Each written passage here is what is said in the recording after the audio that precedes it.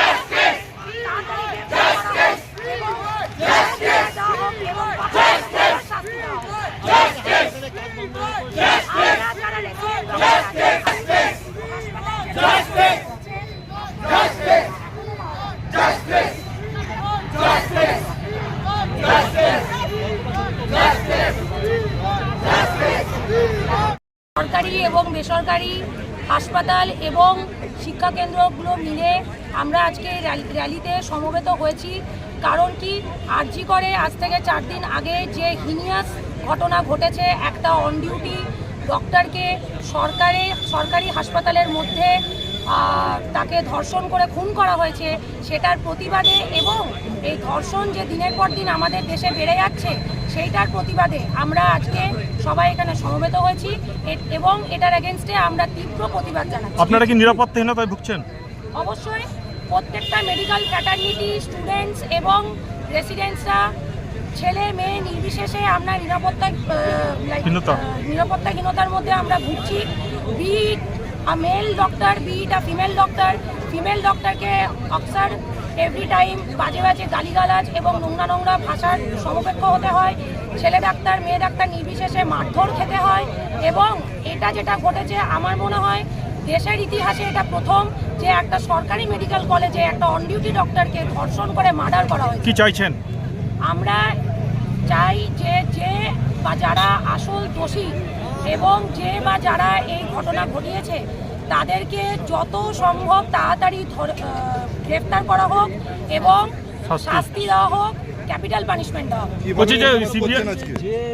যারা এই কাণ্ড ঘটিয়েছে তাদেরকে তাহলে কোথাও কি মনে হচ্ছে এই তদন্ত প্রথম থেকে অন্যদিকে মন নিচ্ছে বা প্রভাবিত হচ্ছে? আরজিকর বা কলকাতার যেটা এপিসেন্টার, যেখানে চূড়ান্ত আন্দোলন চলছে, সেইখানে যেভাবে আন্দোলনটাকে চালানো হচ্ছে বা যেভাবে আন্দোলনটাকে ডিরেকশন দেওয়া হচ্ছে আমরা সেই ডিরেকশনেই এগোচ্ছি। আরজিকর এবং কলকাতার বাদবাকি মেডিকেল কলেজরা যেভাবে এই আন্দোলনটাকে এগিয়ে নিয়ে যেতে চাইছে আমরা তার সহমত। যেভাবে তদন্ত এগোচ্ছে তাতে কি আপনারা ঠিক আছে না সিবিআই চাইছেন? আমরা সিবিআই তদন্ত অবশ্যই চাইবো, জুডিশিয়াল ইনকোয়ারি অবশ্যই চাইবো এবং আমরা চাই নিরপেক্ষভাবে তদন্তটা হোক, সেটা যে গভর্নিং বডি হোক। আজকে কতগুলো কলেজ আজকে এখানে দুর্গাপুরের সমস্ত সরকারি এবং বেসরকারি শিক্ষা কেন্দ্র এবং হাসপাতাল এই মিছিলে সমবেত হয়েছে। কোথাও কি রাজ্যের প্রশাসনের উপরে ভরসা নেই আপনাদের? রাজ্যের প্রশাসনের ওপরে আমরা এখনো ভরসা রাখি। আমরা রাজ্যের প্রশাসনের কাছে নিবেদন জানাই যে এটা যেন একটা আনবায়াসড একটা রেজাল্ট বেরোয়, এটাই আমরা জানাই। আপনার নাম? আমার নাম ডক্টর